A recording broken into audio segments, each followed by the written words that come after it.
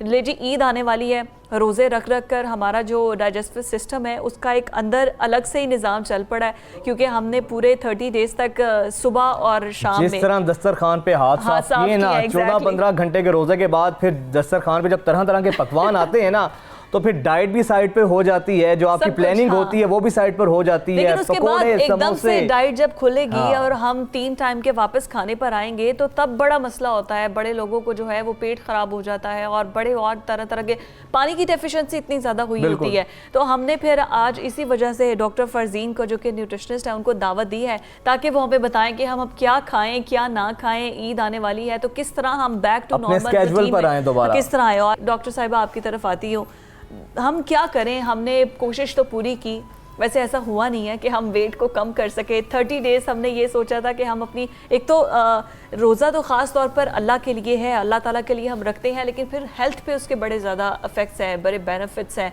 और रोज़ा रख के हम अपने पूरे जिस्म को अंदर से साफ़ करते हैं। एक क्लीनिंग प्रोसेस सारे महीने चलता है। तो हमने फिर भी क्लीनिंग प्रोसेस में थोड़े से समोसे भी खा लिए, थोड़े से पकोड़े भी खा लिए, थोड़े से नहीं बहुत ज़्यादा थोड़े से नगेट्स भी खा लिए, मतलब डेली थोड़ा थोड़ा करके बहुत कुछ खा लिया हमने। तो क्या करें हम ईद तक?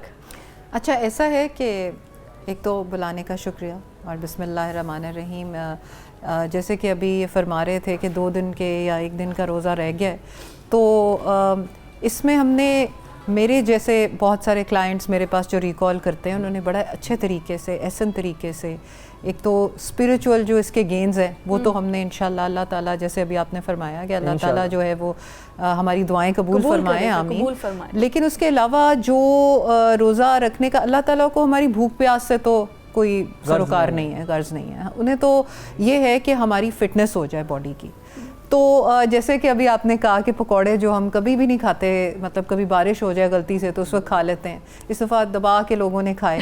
लेकिन कुछ लोग ऐसे भी हैं जिन्होंने सही तरीके से इसका माह रमज़ान का फ़ायदा उठाया और उनके फ़ैट्स भी कम हुए हैं। अब बात यह है कि हमारा जो मेडिकल फ़ायदा है, साइंटिफिक फ़ायदा है रमज़ान का, नंबर 1 है। अलवी ने बड़ा वेट लूज़ किया है, इसके बारे में मैं कुछ नहीं कह सकती लेकिन ये है कि उनको देख के बड़ी खुशी हुई है। हाँ, मुझे। हमारे जो कोऑर्डिनेटर है ना अशफाक अलवी साहब, मैं उनको मैं अशफाक तुम्हारा पेट अंदर जा रहा है, क्या खा रही है? नहीं, Ashfaq has done a good job. तो वो यही है कि फ़ैट्स जो है वो मेजरली जिगर से आती है, लिवर से। फैट्स का मोबिलाइज होना और क्लेंस होना, यानी ऐसे कि बॉडी अंदर से नहा जाए। हाँ। और अगले 11 महीनों के लिए अल्लाह ताला सबको ज़िंदगी सेहत दें, जो इस साल के 11 महीने अगले रमज़ान तक के, उनके लिए आपने अपनी बॉडी को प्रिपेयर किया है कि उसको किक स्टार्ट दिया आपने। अब जब रमज़ान में 2-3 चीज़ें हैं, एक तो पहली चीज़ है, हमने रमज़ान के बाद पोर्शन कंट्रोल देखना है कि क्या हम जो भर के प्लेट खाते थे अब वो खा पाएंगे कि नहीं, क्योंकि 15 घंटे का तो रोज़ा आप कोई नहीं रखेगा। अब जाहिर है एक लंच होएगा, एक ब्रेकफास्ट होएगा, एक लंच होएगा, छोटी-छोटी शिफ्टें भी लगती रहती हैं और दरमियान में छोटी-छोटी शिफ्टें, और वो शिफ्ट भी समोसे की लगती है जो कि पूरा एक मील है। ठीक है ना, पूरा अपनी ज़ात में एक मील है। हाँ बिल्कुल। तो इसलिए एक तो ये है। दूसरा, जैसे कि अभी हम बात कर रहे थे, हाइड्रेशन बड़ी इंपॉर्टेंट है कि डिहाइड्रेशन को कवर करना बहुत ज़्यादा इम्पॉर्टेंट है।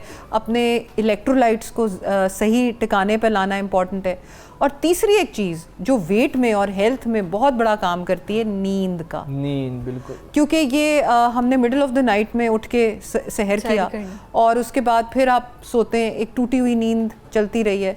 तो कई लोग बहुत सुबह भी उठ जाते रहे हैं, कई लोग देर से उठते रहे हैं। तो एक जो टाइम साइकिल है ना, हाँ। जो कि हमारी हेल्थ की मेंटेनेंस के लिए बड़ा इम्पोर्टेंट है, उस टाइम साइकिल को भी आप अब मेंटेन करें। अच्छा, हम बड़े लकी हैं कि हमने वैसे ही मॉर्निंग शो करना होगा तो हमें ऑटोमेटिकली रात की नींद देनी होगी और सुबह को उठना होगा, लेकिन ये साइकिल बड़ा मुश्किल है। मतलब इसको ये वैसे बड़ा अच्छा आपने हाईलाइट किया। अच्छा, कि यूजुअली है ये कि हम सहरी करके ही सोते हैं, उसके बाद सारा दिन सोते रहे और फिर उसके बाद यहाँ आने से पहले कुछ टाइम ज़ोहर की नमाज के टाइम यूजुअली सभी उठते हैं, ज़ोहर की अजान के साथ ही फजर की नमाज़ पढ़ के सो जाते हैं। अब वापस उसको लेकर जाना रात की नींद पे बड़ा मुश्किल है। ये बड़ा मुश्किल बात यह है कि ये सिर्फ 3-4 दिन की बात है ना, जो आपकी छुट्टियों के दिन होंगे ईद के, और उसके दरमियान हम सब लोगों को टाइम मिल जाता है कि हम अपनी टाइम साइकिल्स को सही करें, रूटीन में आ जाए।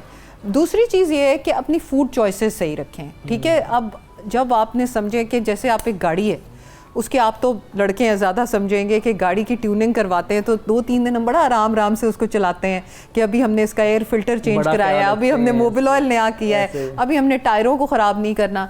इसी तरह इंसानी बॉडी एक ऐसे अमल से गुजरी है जिसमें वो नई हुई है। उस नएपन को, या नए कपड़े जैसे आते हैं तो हम उनको बड़ा आराम से पहनते हैं, वैसे ही आपका अंदरूनी सिस्टम अगर नया हुआ है तो उसको आगे जारी और सारी रखें। उसमें आप फल इंट्रोड्यूस करें, दिन में 2 दफ़ा फलों का रिवाज डाल लें, फल नहीं है तो वेजिटेबल्स का रिवाज डाल लें। अपनी लाइफ में कुछ ऐसा ज़रूर इस रमज़ानुल मुबारक से कैरी फॉरवर्ड करें कि उसका फ़ायदा किसको होएगा, सिर्फ आप ही को। वो जो आपने इन्वेस्टमेंट की है उसका फुल रिटर्न जो है वो रमज़ानुल मुबारक के बाद आपको मिलने वाला है। पानी के लिए वाटर ऐप डाउनलोड कर लें, आपके फ़ोनों पे आराम से हो जाती है। इतनी ऐप्स डाउनलोड की हुई हैं दुनिया जहान की। जो फजूल ऐप्स की हुई हैं तो क्यों ना एक कीमती ऐप भी करें जिसका बराह रास्त ताल्लुक हमारी, व्हाट्सएप डिलीट करें, फेसबुक डिलीट करें, ट्विटर डिलीट करें। अच्छा ये फजूल ऐप नहीं है, लेकिन टिकटॉक और ऐसी मैं नाम नहीं लूंगा बेशुमार ऐप्स हैं, क्यों ना एक सेहत से मुतालिक जो ऐप है वो हमें करनी चाहिए। बिल्कुल। और वाटर ड्रिंकिंग ऐप में ये होता है कि आप अगर बिजी हो या काम कर रहे हो तो उसमें रिमाइंडर आ जाता है, करके आवाज़ आ जाती है कि भाई आपने पानी पीना है। तो ये पानी जो है आपका स्पेस्ड आउट होना चाहिए। अच्छा, अब बहुत सारे लोगों को ना चूंकि उन्होंने, जैसे कि उन्होंने कहा, सच का साथ देंगे और सच का साथ देंगे, पकौड़े बहुत खाए, तो उसमें यह है कि पकौड़ों की वजह से एसिडिटी, ब्लोटिंग, इंडाइजेशन, ये बहुत बड़ा इशू होता है। और उस चीज़ को भी कम करने के लिए पानी आपका मददगार साबित होगा। अब आपको इनसिक्योरिटी नहीं है कि अभी सारा कुछ खा लो जो कुछ खाना है। अच्छा, एक बेवकूफ़ी हम ये करते हैं कि हम अगर दिन में 8 गिलास पानी पी रहे हैं ना, हम 4 एक ही टाइम पर पी लेते हैं और उसके बाद ऐसे लगता है कि आप वॉक भी नहीं कर सकते। ये हम बस अभी पानी पी लिया, जो ये शहरी में होता रहा है ना, लोगों को सजदा करना मुश्किल हो जाता था कि इतना पानी पी लेते थे जिसका फायदा कोई नहीं होता, क्योंकि वो आधे घंटे में यूरिनेशन के थ्रू निकल जाता है। सिस्टम से तो बात ये कि स्पेस आउट करे, और जो चाय, कॉफी और जो जूसेस थे उनको प्लीज जरा साइड पे कर दें, इसलिए क्योंकि वो तो इसलिए हमने पिया ना कि सुबह के वक्त पीते थे खाना हजम हो जाए, रात के आप हमारी सारी कीमती चीजें साइड पे करवाती जा रही हैं। मैं ये बता रही हूं, लेकिन आज पहले भी आई थी, वो कॉफी और चाय को हमें कह गई थी कि परहेज करें। कीमती चीजें जो होती है ना, कीमती चीज आप खुद हैं। ये कीमती चीजें बहुत महंगी भी पड़ती हैं आपको।